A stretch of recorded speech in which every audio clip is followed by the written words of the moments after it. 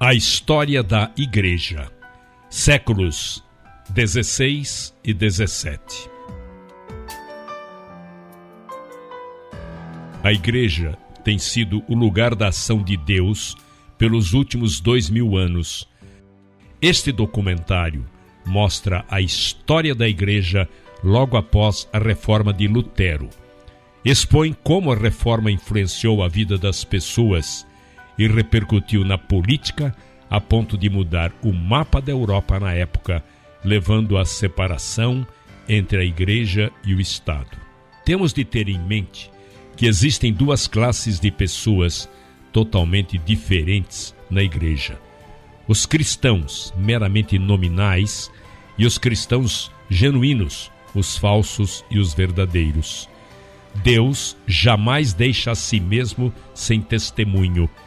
Ele tem seus amados e escolhidos, embora muitas vezes ocultos em todos os lugares e épocas. Fez toda a raça humana para habitar sobre toda a face da terra, havendo fixado os tempos previamente estabelecidos e os limites da sua habitação.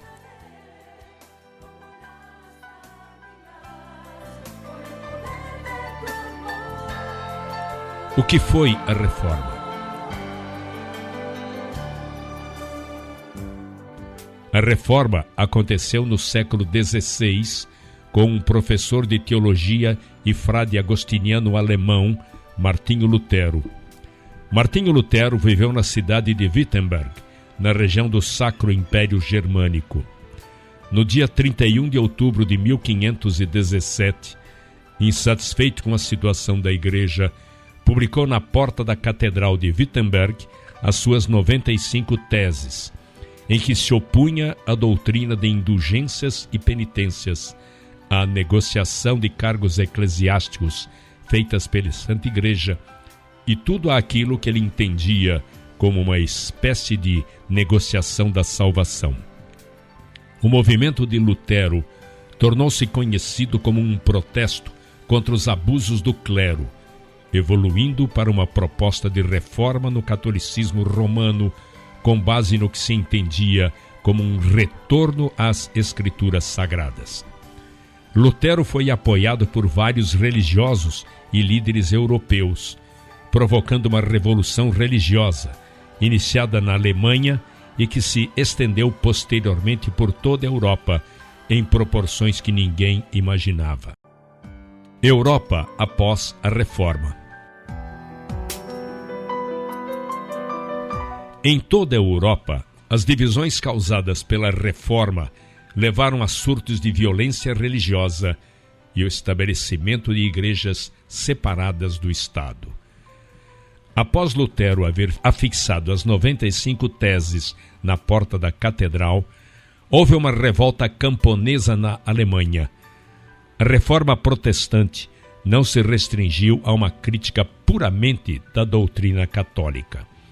Os questionamentos quanto à riqueza da Igreja, ao chegarem às classes exploradas da sociedade, resultaram em uma guerra dos camponeses contra a nobreza.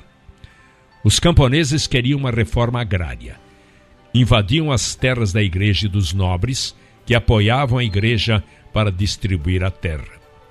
Eles criticavam a propriedade privada e o poder político institucionalizado pelo Estado.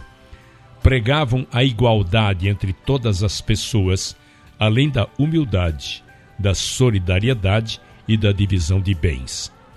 Nas cidades, as camadas populares também estavam insatisfeitas, o que demonstrava que os conflitos sociais não se restringiram ao campo. Toda a sociedade germânica estava envolvida. A Guerra Camponesa começou em agosto de 1524. Cerca de 300 mil camponeses compuseram as forças militares populares contra a nobreza.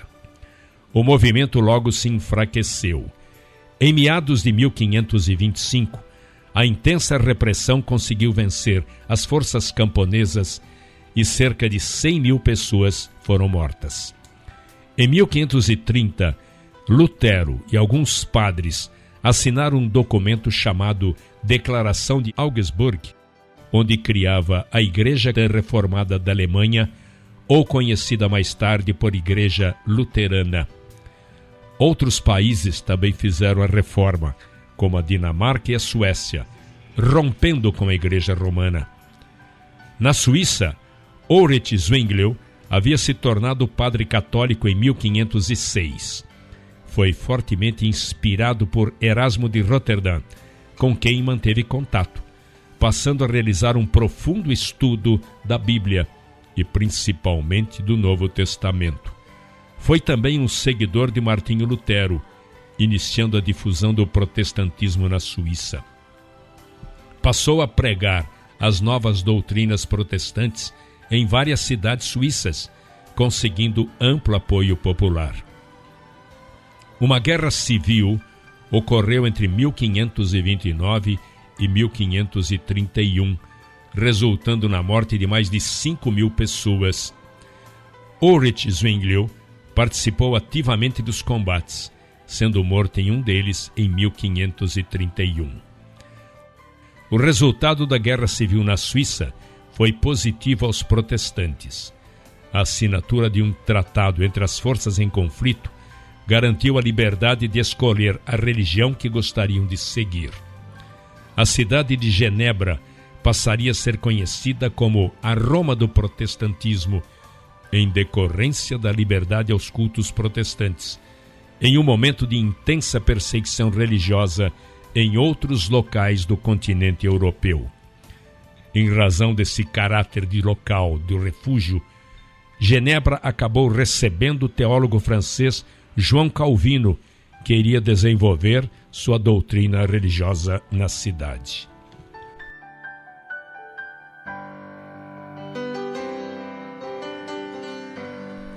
A Contra-Reforma. A Igreja Romana demorou muito para reagir. 25 anos se passaram desde as 95 teses até a Contra-Reforma. Em 1542, o Papa convocou um concílio, uma reunião dos bispos da Europa, a que deu-se o nome de Concílio de Trento. Os principais tópicos desse concílio seriam a perseguição aos hereges, com a condenação à morte. A consequência disto foram as guerras religiosas que ocorreram na Europa. Um genocídio terrível ocorreu a partir daí. A criação de uma lista de livros proibidos. A restauração da Inquisição, que estava meio adormecida. O sucesso da Contra-Reforma foi relativo. Em países tradicionalmente católicos, como Portugal, Espanha, Itália, a maior parte da França e a Áustria, o sucesso foi quase completo. Em outros países, vamos ter uma divisão. Suíça, metade católica, metade reformada. Os Países Baixos, Holanda, Bélgica, Alemanha dividida, o norte predominantemente luterano e o sul predominantemente católico. Mas a Igreja Católica viu nas Américas, nesta época estavam sendo colonizadas, o momento de expandir o catolicismo. Os habitantes das Américas teriam de ser católicos. Daí o motivo da criação de muitas ordens religiosas, carmelitas, beneditinos, franciscanos, mas principalmente jesuítas, para a catequização dos índios.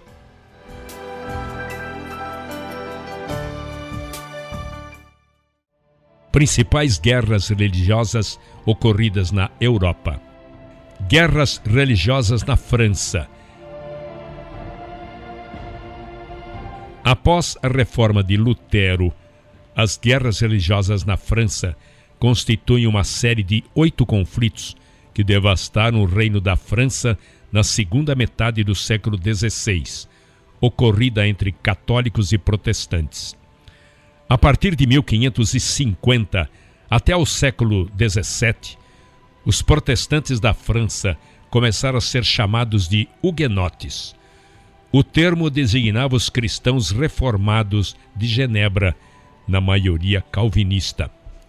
Ao todo foram travadas 8 guerras, tendo 4 delas surgido no reinado do rei Carlos IX, e as outras 4 durante os reinados dos reis Henrique III e Henrique IV. A Quarta Guerra, 1572-73, foi a maior e mais sangrenta de todas. Teve início depois da matança de milhares de protestantes na noite de São Bartolomeu, 24 de agosto de 1572, na praça de La Rochelle, que os católicos não conseguiram adquirir para si, e terminou com a paz de La Rochelle, que restituiu aos protestantes algumas cidades para praticarem seu culto. A Oitava Guerra também foi importante, conhecida por Guerra dos Três Henriques, que deu a vitória a Henrique de Navarra, que depois de renunciar ao protestantismo em 25 de julho de 1593 e ter se convertido ao catolicismo, foi coroado rei de França, Henrique IV. Ele publicou o Edito de Nantes, 13 de abril de 1598, que assegurava a tolerância religiosa na França, pondo fim à guerra. Essas guerras na França ocorreram entre a realeza, formada pela Liga Católica, e a nobreza, constituída pelos protestantes huguenotes. 3 famílias competiam pelo controle da França. A família Valois, que estava no poder e era católica. A família Bourbon, cujos membros eram huguenotes, protestantes reformados. A família Guizet, que também era católica. Tudo começou em 1559, quando o rei francês Henrique II morre de repente, vítima de um acidente. Ele deixa vários filhos e filhas. Apesar disso, a estabilidade política da França estava seriamente ameaçada. Seu filho que o sucede, Francisco II, morre um ano depois. Em seguida, assume seu irmão Carlos IX, que tem 10 anos. 14 anos depois, em 1574, morre também Carlos IX. Quem sobe ao poder é seu outro irmão, Henrique III, que possui 23 anos. Ele também não viveu muito, pois em 1589 foi assassinado pelo padre Jacques Clément em Saint-Claude. Detalhe, ele não tinha filhos. Nessas 3 décadas, 1559 e 1589, de jovens monarcas, a figura de estabilidade da monarquia francesa foi a mãe desses 3 reis que pouco duraram no poder, a mãe Catarina de Médici. A questão da sucessão na França ganha contornos dramáticos, pois o próximo na lista de pretendentes ao trono era o primo de Henrique III, o rei Henrique de Navarra, um protestante. Mas ele fazia parte de outro ramo da família, a dos Bourbon. Em 1584, com a morte de Henrique III, Henrique de Navarra se tornou herdeiro legítimo do trono. No entanto, surgiriam grandes obstáculos. O clã católico dos Guizet tratou de assinar um acordo com o rei da Espanha, comprometendo-se todos à conservação perpétua da religião católica. Este acordo ficou conhecido como a Santa Liga. Temia-se que, com a ascensão de Henrique de Navarra, o reino francês se dividisse em várias partes e que a França se tornasse protestante. Em maio de 1588, após uma tentativa fracassada de sufocar manifestações hostis dos parisienses, que lançavam campanhas contra os huguenotes, Henrique III se viu obrigado a deixar a cidade. Mas o rei é assassinado no dia 2 de agosto desse ano, crime cometido pelo padre Jacques Clément. Porém, o rei agonizante reconheceu Henrique de Navarra como seu sucessor, agora rei Henrique IV.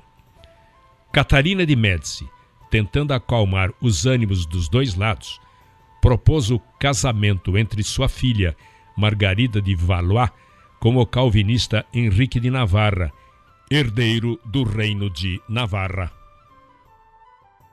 O reino de Navarra foi um dos reinos medievais da Europa, com território no norte da Península Ibérica. Ficava entre Espanha e França. O casamento ficou marcado para agosto de 1572, na Catedral de Notre-Dame. E é nesse mês que ocorre o maior ato de atrocidade por causa das guerras religiosas na Europa do século XVI, o massacre de São Bartolomeu. No dia 24 de agosto, próximo à igreja de Saint-Germain, ao lado do Louvre, na França, houve o sinal para os católicos iniciarem os ataques contra os calvinistas ou huguenotes. Foi um verdadeiro banho de sangue. Os cadáveres eram jogados no rio Sena. O massacre acabou com a causa dos huguenotes dentro de Paris, e a cidade, de maneira geral, tornou-se adepta exclusiva dos católicos. No final, a família Bourbon venceu a guerra, e Henrique Bourbon de Navarra não pôde ser coroado, porque a cidade de Paris, extremamente católica, foi fechada e não aceitava um rei protestante. Mas como governar sem o apoio da capital? Seria impossível. Henrique IV precisava controlar a cidade de qualquer jeito. Inicialmente, ele tentou o uso da força militar, reunindo tropas na Normandia e fazendo o cerco da cidade. Ele percebeu, no entanto, que entrar na cidade com as tropas era tarefa das mais improváveis.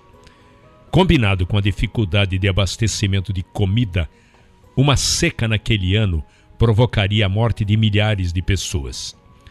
Os parisienses também estavam cansados das guerras religiosas após quase 30 anos de hostilidades.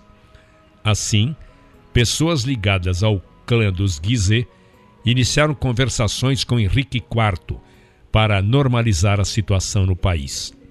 A questão da renúncia do protestantismo por parte do rei logo foi levantada. Em julho de 1593, Henrique IV converteu-se ao catolicismo.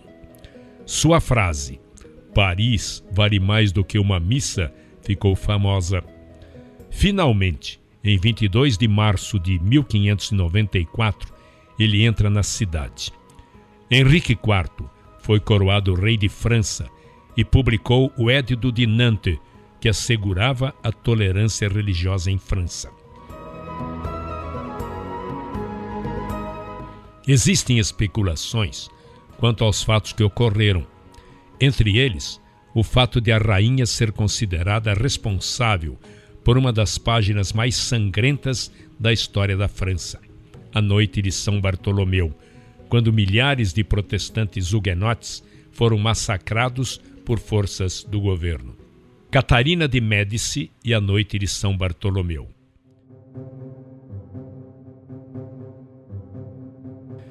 A rainha era reconhecida por muitos como uma fanática religiosa e envenenadora. A viúva do rei Henrique II foi alçada pelos revolucionários ao rol das mulheres mais vis que já existiram, tornando-a, assim, num símbolo da suposta fraqueza e perversidade da condição feminina. Sem dúvida, foi uma das personalidades mais estereotipadas do passado. Segundo a lei, as mulheres estavam excluídas da sucessão do trono da França, mas não de uma possível regência, no caso da minoridade do monarca reinante. Além disso, o país encontrava-se à beira de uma guerra civil entre católicos e protestantes, além da ameaça da política expansionista da Casa de Habsburgo. Catarina teve então que ter muita astúcia para alcançar seus objetivos. Todavia, o governo regencial de Catarina de Médici, em tese, só duraria até a proclamação da maioridade do seu filho, aos 14 anos.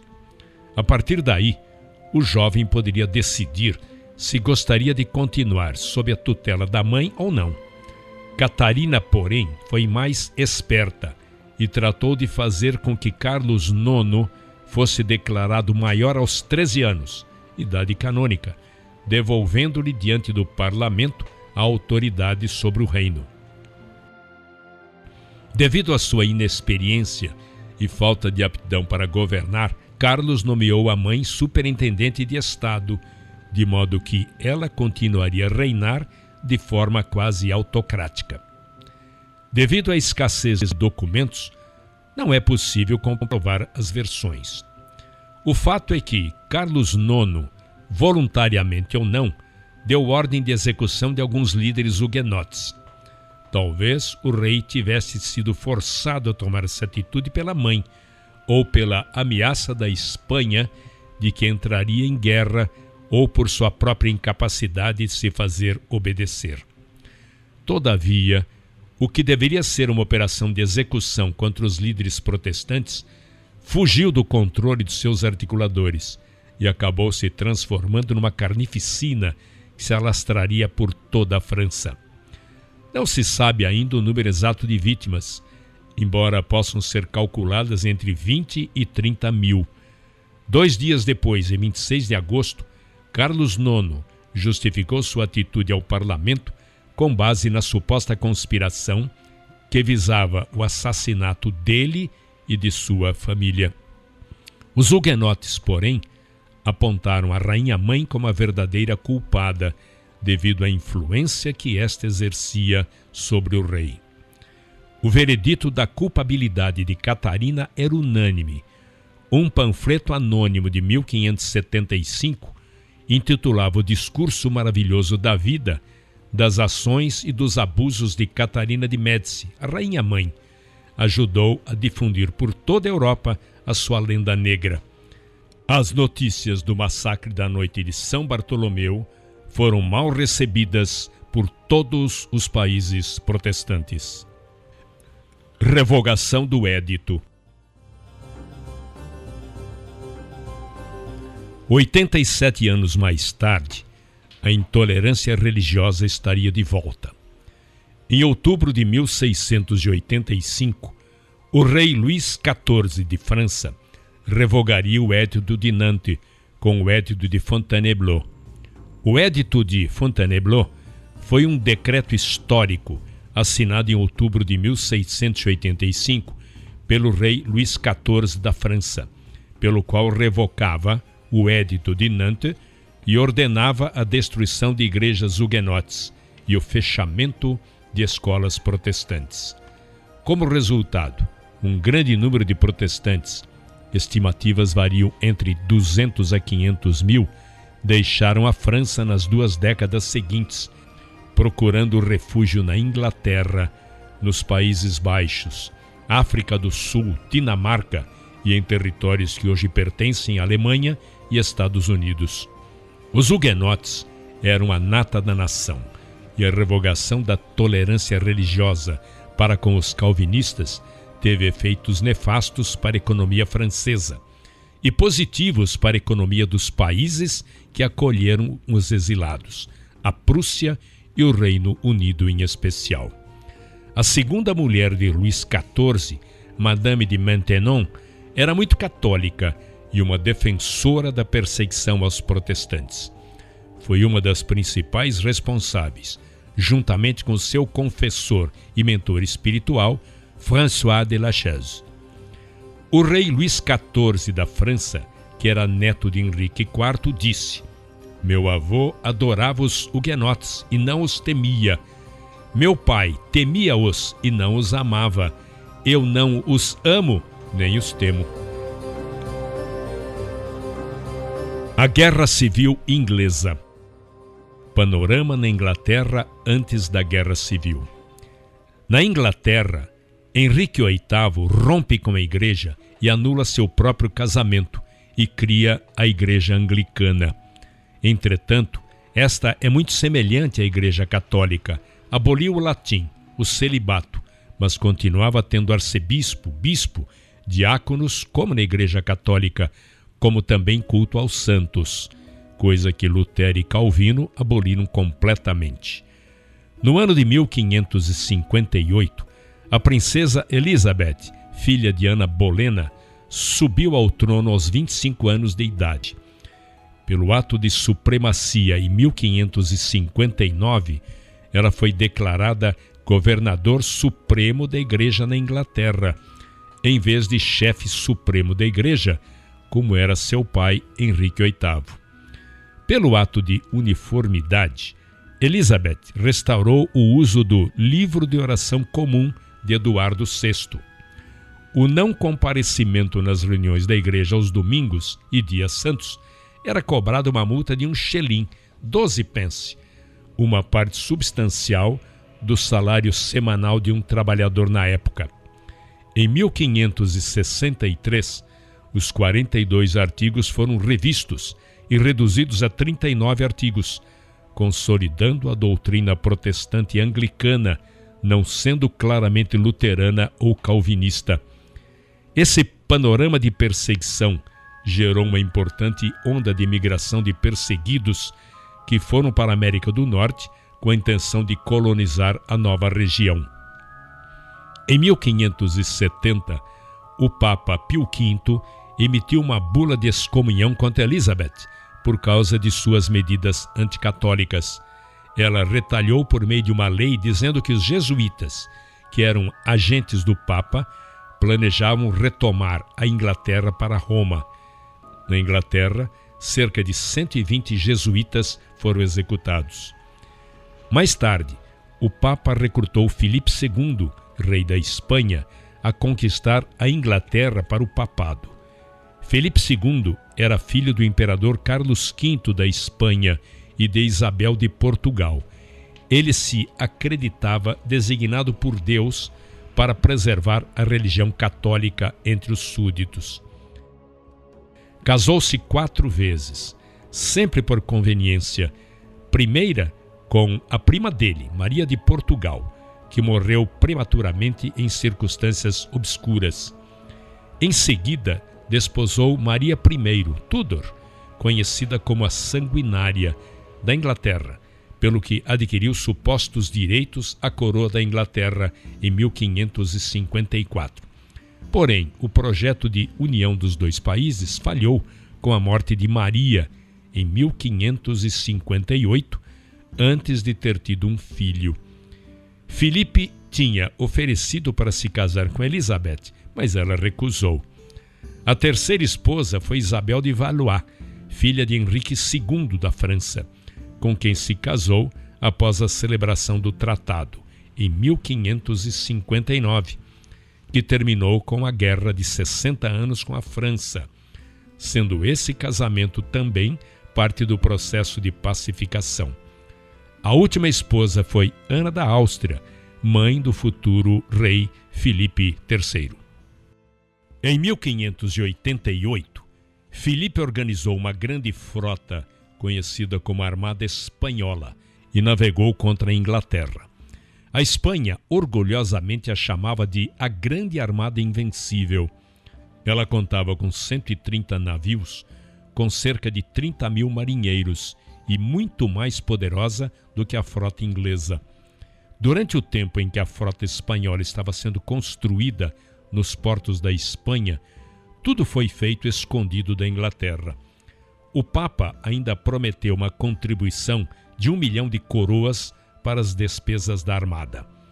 A armada partiu da Espanha em maio de 1588 e chegou ao Canal da Mancha no final de julho e travou algumas batalhas. Em 8 de agosto, os ingleses obtiveram uma vitória decisiva. Sob bombardeio inimigo e fustigado por grandes tempestades, a frota espanhola fugiu para o norte, contornando a Escócia na tentativa de voltar à Espanha. Nunca uma frota de navios de guerra esteve em tão grande aflição. Filipe disse mais tarde ao seu almirante: "Eu mandei você lutar contra os homens e não com os ventos." Na medalha comemorativa e no monumento do Memorial da Armada de Plymouth, há a inscrição: "Deus soprou com seus ventos e eles foram dispersos." Dos 30 mil homens da armada, somente 10 mil conseguiram voltar à sua terra natal. Quase a metade dos 130 navios que zarparam nunca mais voltaram para a Espanha. O Papa Sisto V recusou a pagar um único ducado, como havia anteriormente prometido. Ele disse que não poderia dar 1 milhão de coroas para uma armada que nada tinha realizado e agora estava no fundo do mar. Após a derrota da Armada Invencível Espanhola em 1588, o poder da Espanha diminuiu, enquanto que o da Inglaterra aumentou. Durante os dias de proeminência da Grã-Bretanha, a influência protestante se expandiu a todos os continentes. Pouco a pouco se converteu em um império, com colônias por toda a parte. Quando a rainha Elizabeth morreu sem filhos em 1603, Jaime da Escócia, que era seu primo, se tornou o rei da Inglaterra como Jaime I, James em inglês. Embora a Escócia e a Inglaterra permanecessem como estados separados, pois apenas em 1707 que o decreto de união uniu as duas nações para criar um novo estado, o Reino da Grã-Bretanha. Após sua chegada a Londres, Jaime I foi praticamente recebido pelos conflitos religiosos na Inglaterra e deu continuidade à perseguição aos não-anglicanos e com isso aumentou muito o número de emigrantes para a América. Ele foi presenteado com uma petição dos puritanos exigindo uma reforma da Igreja Anglicana. Jaime não pôde aceitar a maior parte das demandas da petição. Aceitou um pedido para autorizar a tradução oficial da Bíblia, que se tornou conhecida como versão do Rei James. Puritanos era o nome dado aos protestantes radicais depois da Reforma, de caráter calvinista, que rejeitava tanto a Igreja Romana como a Igreja Anglicana. Um grupo de puritanos embarcou como exilados, desembarcando na costa ocidental do Atlântico e estabeleceram um povoado na Nova Inglaterra.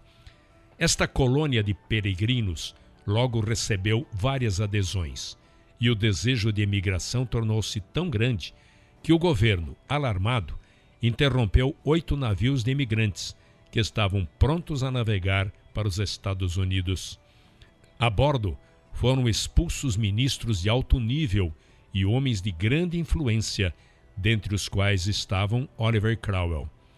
Em 1642, 5 anos após os navios terem sido capturados através da opressão de Jaime, teve início a guerra, que terminou com a subversão de seu trono e sua trágica execução. O poder é passado ao filho de Jaime, Carlos I, que, seguindo o comportamento de seus antecessores, intensifica a perseguição religiosa, fortalecendo o absolutismo. Essa postura rígida do rei Carlos incomoda o parlamento e as classes sociais, gerando a guerra. A guerra.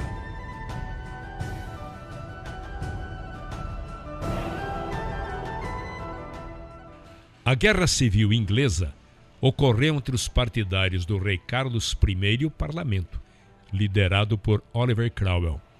Começou em 1642 e acabou com a condenação à morte de Carlos I em 1649. Antes da Revolução, o poder do rei era absolutista, uma vez que contestá-lo era sacrilégio. Depois da Revolução, o poder do rei foi reduzido. Desde então, o rei existe e reina, mas não governa. Quem governa é o primeiro-ministro através do parlamento. Antes da Guerra Civil, o parlamento não era um órgão permanente da política inglesa, mas uma assembleia temporária e aconselhadora. O monarca inglês podia ordenar a sua dissolução. O parlamento era composto por representantes da pequena nobreza e tinha o cargo de recolher os impostos e taxas do rei. O rei recebia os avisos do parlamento por intermédio dos chamados Declaração de Direitos. Todavia, o rei não tinha obrigação de segui-los.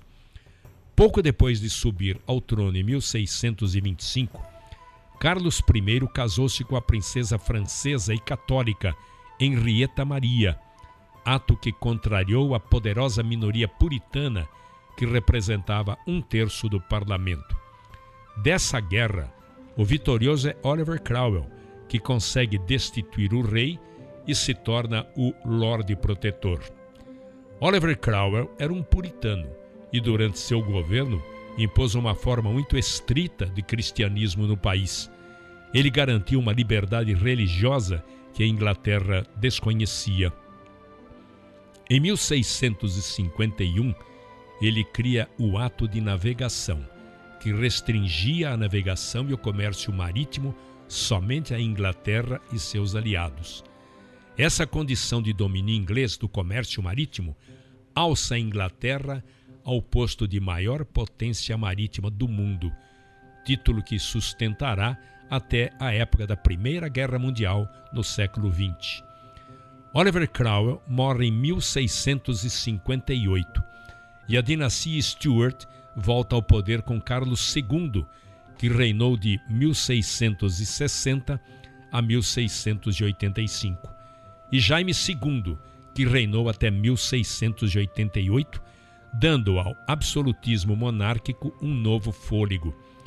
Sua sucessão é ameaçada por ter tido 2 filhas em seu primeiro casamento com uma esposa protestante, pois o poder só poderia ser passado para um filho do sexo masculino. Esse filho nasceu do seu segundo casamento com uma esposa católica. Essa profunda influência católica na linha de sucessão do trono incomodou profundamente algumas alas da sociedade, e o parlamento decide buscar outro descendente para assumir o poder. É escolhido Guilherme de Orange, da Holanda, casado com Maria Stuart, filha de Jaime II. Com o respaldo do parlamento, Orange invade a Inglaterra com suas tropas e ocupa Londres sem tiros. Diante da situação, Jaime II foge para a França.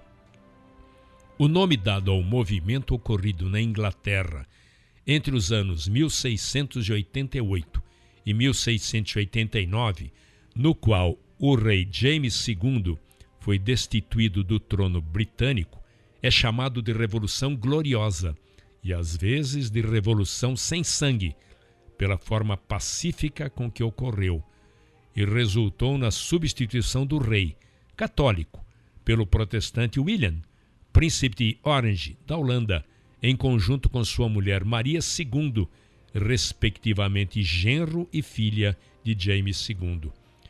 William III, que é Guilherme de Orange, é coroado rei e tem fim a chamada Revolução Gloriosa. Em seu governo surge a Declaração de Direitos, um conjunto de medidas que se caracterizava pelas determinações de que o parlamento deveria aprovar ou reprovar impostos, garantir a propriedade privada e a liberdade individual como direitos e determinava a divisão de poderes no governo.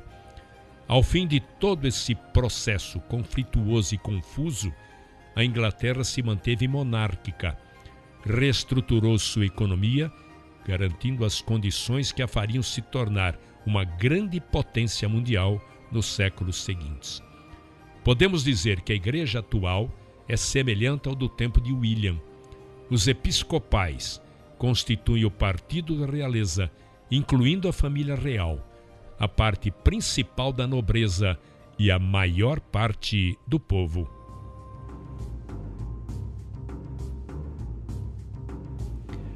Guerra dos 30 Anos. Conflito entre católicos e protestantes que marcou a Europa de 1618 a 1648. A Guerra dos 30 Anos representou um conjunto de conflitos de caráter político e religioso, desenvolvidos entre diversos países da Europa durante os anos de 1618 a 1648. A guerra chegou a envolver as grandes potências da Europa, como França, Inglaterra, Espanha, Portugal, Alemanha, Dinamarca, Países Baixos, Áustria e Suécia. Todas as lutas foram travadas principalmente em solo alemão. O Sacro Império Romano-Germânico foi a união de territórios da Europa Central durante a Idade Média. O primeiro imperador romano do Ocidente, da era medieval, foi Carlos Magno, No ano 800, o último imperador foi Francisco II, que abdicou e dissolveu o império em 1806, durante as guerras napoleônicas. A partir do século XV, esse estado era conhecido como o Sacro Império Romano da nação germânica. A última dinastia durou o maior período, de 1273 a 1806, a dinastia dos von Habsburg, que teve fim com as guerras napoleônicas. É neste período que esse império foi palco da Guerra dos 30 Anos, que foi uma série de guerras entre diversas nações europeias, que tinham por motivos rivalidades religiosas entre católicos e protestantes. Uma curiosidade é que, apesar do nome Sacro Império Romano-Germânico, o império nunca chegou a dominar a cidade de Roma. Ele recebeu esse nome em homenagem a todas as glórias e ao poder que o Império Romano conseguiu com o passar do tempo em quase todo o continente europeu. Como iniciou a Guerra dos 30 Anos? Os príncipes católicos queriam que fosse garantida a liberdade de fé, mesmo nos territórios dominados pelos reformistas, mas não tinham nenhuma intenção de conceder a mesma liberdade aos seus súditos protestantes. Essas batalhas, que durariam 3 décadas, buscavam, sobretudo, o domínio na Europa. A Casa dos Augsburg, Casa Real da Áustria, tinha como objetivo dominar todo o Sacro Império Romano-Germânico e se espalhar por toda a Europa. A Casa dos Augsburg, que era católica, havia assinado com os príncipes protestantes a Paz de Augsburg em 1555.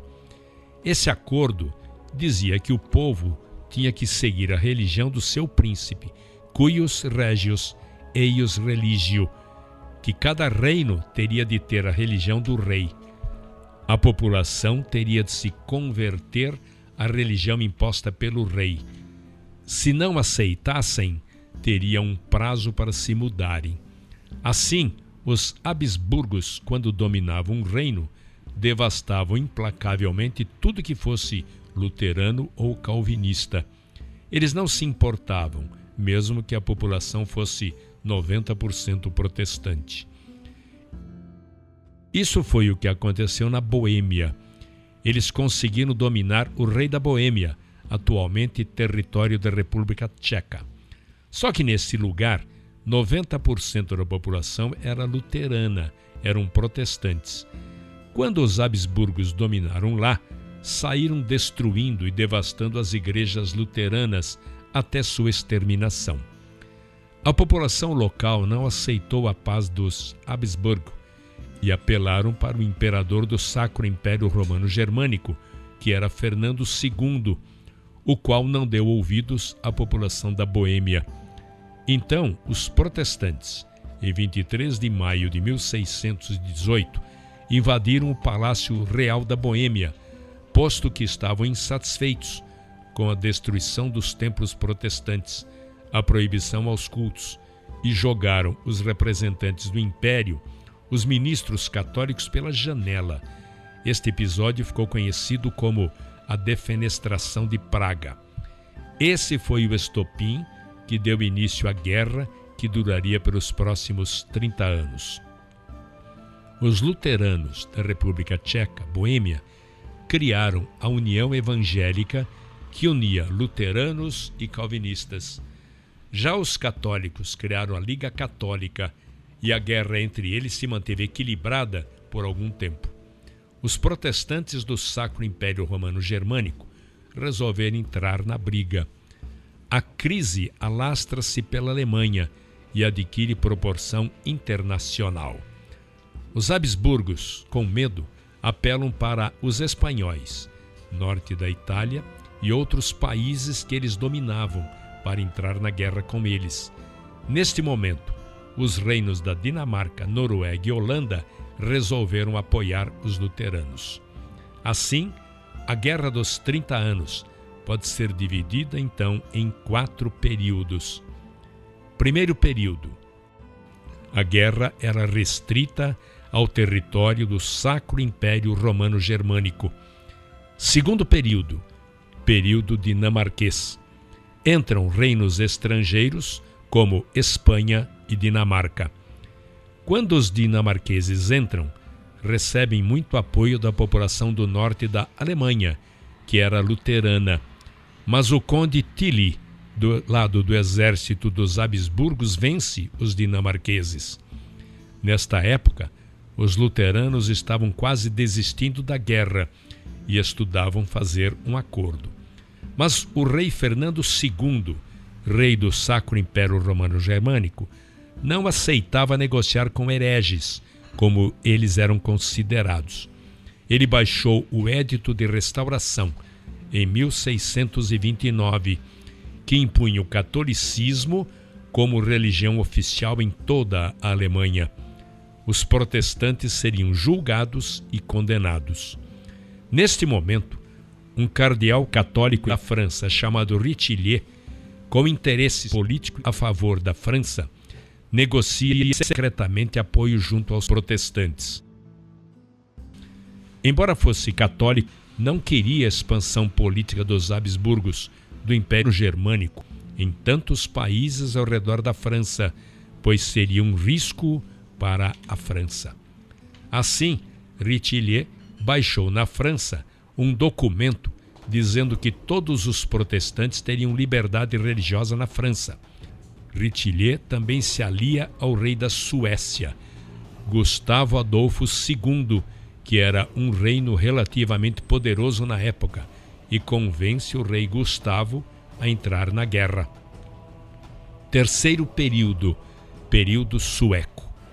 Gustavo derrota o conde Tilly, mas Fernando II, do Sacro Império Romano Germânico, consegue vencer a batalha contra Gustavo, que morre. Novamente parece que os católicos estavam vencendo. Neste momento, a França entra na guerra. Quarto período, francês. A França entra do lado dos protestantes. A guerra se estende por mais longos 13 anos, até 1648, quando os Habsburgos são obrigados a aceitar a Paz de Westfália, em 1648, que permite liberdade de culto a todas as religiões. O Acordo de Westfália, em 1648, marca o fim do poder imperial na Alemanha e o desaparecimento da hegemonia dos Habsburgos. O fim desses conflitos foi marcado pela queda do Sacro Império Romano Germânico, que foi derrotado e ficou devastado durante esses anos de conflitos, enquanto a França adquiriu grande poder e relevância no continente. As consequências sobre a população foram quase inimagináveis. Por décadas, exércitos de dimensões imensas atravessaram os territórios da Europa Central, arrasando tudo que era possível, impondo com a força a própria fé, católica ou protestante, e queimando tudo para impedir que os exércitos inimigos tivessem provisões. A partir daí, toda a diplomacia se tornou mais profissional e cada nação procurou seus interesses como nação e não mais interesses de uma religião.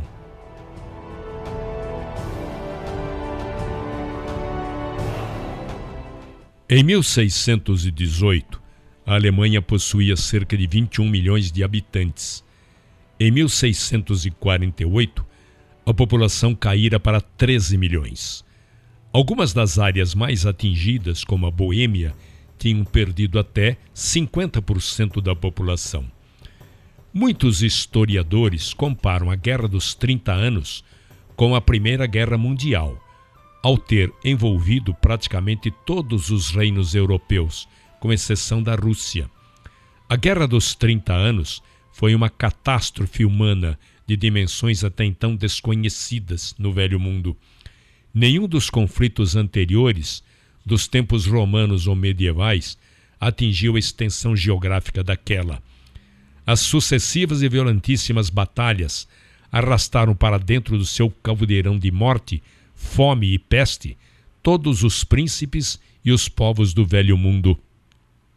A Alemanha, até então uma das regiões mais prósperas da Europa Central, ao perder 1/3 da sua população, tornara-se um país devastado.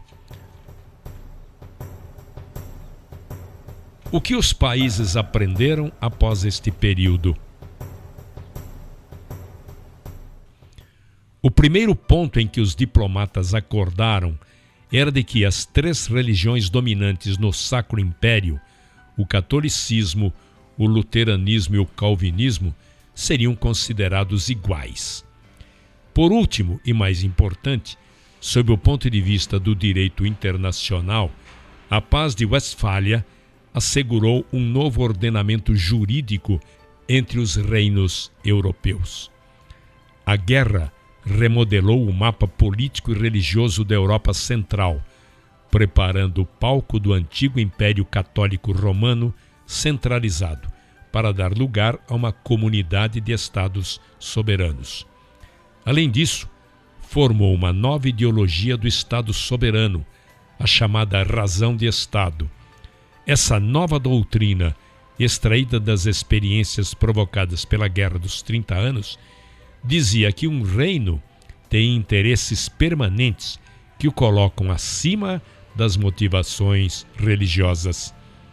O antigo sistema medieval, por sua vez, que depositava a autoridade suprema no império e no papado, dando-lhes direito de intervenção nos assuntos internos dos reinos e principados, foi substituído pelo conceito de soberania de Estado, com direitos iguais, baseados numa ordem intergovernamental constituída por tratados e sujeitos à lei internacional.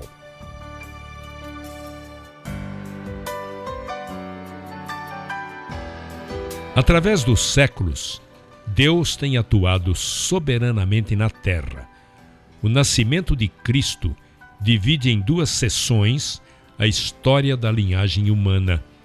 A história humana tem até agora 6.000 anos, 4.000 anos antes de Cristo e 2.000 anos depois de Cristo. A encarnação de Deus constituiu a linha divisória da humanidade. Nos últimos 2.000 anos, alguns eventos importantes aconteceram para a propagação do Evangelho. Toda a situação política na Terra está debaixo da soberania de Deus e coopera para que Deus realize seu propósito. Fez toda a raça humana para habitar sobre toda a face da terra, havendo fixado os tempos previamente estabelecidos e os limites da sua habitação. É Ele quem muda o tempo e as estações, remove reis e estabelece reis. Todo homem esteja sujeito às autoridades superiores, porque não há autoridade que não proceda de Deus, e as autoridades que existem foram por Ele instituídas. Os eventos que ocorrem na Terra colaboram para que Deus concretize seu objetivo. O primeiro evento importante da história foi o estabelecimento do Império Romano. O Império Romano foi estabelecido por César Augusto por volta do ano 31 a.C., pouco mais de 30 anos antes do nascimento de Cristo. Isto aconteceu para que o Evangelho fosse propagado e difundido. Antes que nascesse Cristo, o Império Romano foi fundado para preparar o caminho a fim de que o Evangelho se propagasse a todos os povos debaixo dos céus. Antes do Império Romano, os povos ao redor do mar Mediterrâneo estavam completamente divididos. O Império Romano fez com que o idioma grego se tornasse uma língua internacional, comum a todos os povos. Quando chegou o tempo de que o Evangelho fosse pregado, todos os povos ao redor do mar Mediterrâneo já estavam preparados para entender uma só língua. Onde quer que fossem os apóstolos, o idioma não seria um obstáculo. O apóstolo Paulo pôde visitar livremente outros países devido a que o Império Romano havia unificado todas as nações ao redor do mar Mediterrâneo. O Império Romano também construiu estradas por toda a Europa e Ásia Menor, desde a Espanha até Jerusalém. Isso também foi muito favorável para a propagação do Evangelho. Além disso, o Império Romano era forte, assim mantinha a ordem e a paz entre todos os povos que rodeavam o mar Mediterrâneo. Tudo favorecia a propagação do Evangelho. Em menos de 50 anos, o Evangelho já havia sido pregado a todas as nações que estavam ao redor do Mediterrâneo. Depois que a igreja foi produzida, muito rapidamente começou a degradar-se, até que finalmente ficou afundada na Era das Trevas, período este de quase 1000 anos. Após esse período negro da história cristã, Deus começou sua obra de restauração. Martinho Lutero foi levantado para restaurar a verdade com respeito à justificação pela fé. Outro evento importante ocorrido nestes 2000 anos, além da reforma de Lutero, foi o descobrimento da América. Foi a mão soberana de Deus que dispôs, na mesma época, que Colombo descobrisse a América. Esses eventos libertaram a mentalidade do homem que fora aprisionado pelo catolicismo. Depois que Colombo descobriu o Novo Mundo, a Espanha chegou a ser potência dominante sobre todo o mundo. Por essa razão, se fala espanhol em toda a América do Sul e Centro-América. A Espanha era absoluta em prol do catolicismo. A cultura europeia foi levada a outros continentes, incluindo a América e a Ásia. Estas culturas estavam estreitamente relacionadas com o catolicismo. Deus, para cumprir seu propósito de propagar o Evangelho por todo o mundo, necessitava que a Espanha fosse derrotada. Por esta razão, Deus levantou a Grã-Bretanha. Desde que a frota inglesa derrotou a armada espanhola em 1588, a Grã-Bretanha se tornou na potência mundial proeminente. A Grã-Bretanha manteve a paz e a ordem no mundo para que se propagasse o Evangelho mediante o protestantismo. Debaixo da mão soberana de Deus, o fator de influência mundial mudou, do catolicismo ao protestantismo. A Inglaterra se converteu na maior potência do mundo, no qual foi usada por Deus para propagar seu Evangelho, não mediante o catolicismo, senão por meio dos missionários protestantes.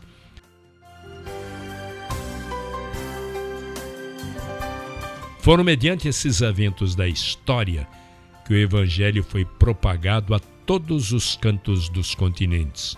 Entretanto, o propósito de Deus não era somente que fosse pregado o Evangelho, senão que também a igreja amadurecesse e constituísse o novo homem coletivo. Aprove a Deus levantar também a América e tornar os Estados Unidos a nova potência mundial. Deus usou as duas guerras mundiais para projetar os Estados Unidos como o novo líder mundial. Hoje, esta nação ocupa uma posição central na geografia da Terra. É semelhante a uma águia gigante que tem como suas asas os dois oceanos. O continente americano foi criado por Deus igual a todos os demais continentes. Entretanto, se manteve escondido por milhares de anos. Deus o preservou até que o tempo chegasse. Certamente, esses acontecimentos não ocorreram por acaso. Os tempos foram prefixados e determinados por Deus. Deus tem feito sua obra de restauração das verdades bíblicas e sobre a igreja, e tem usado a América para a expansão e prática dessas verdades. A América se tornou posteriormente no centro da restauração do Senhor.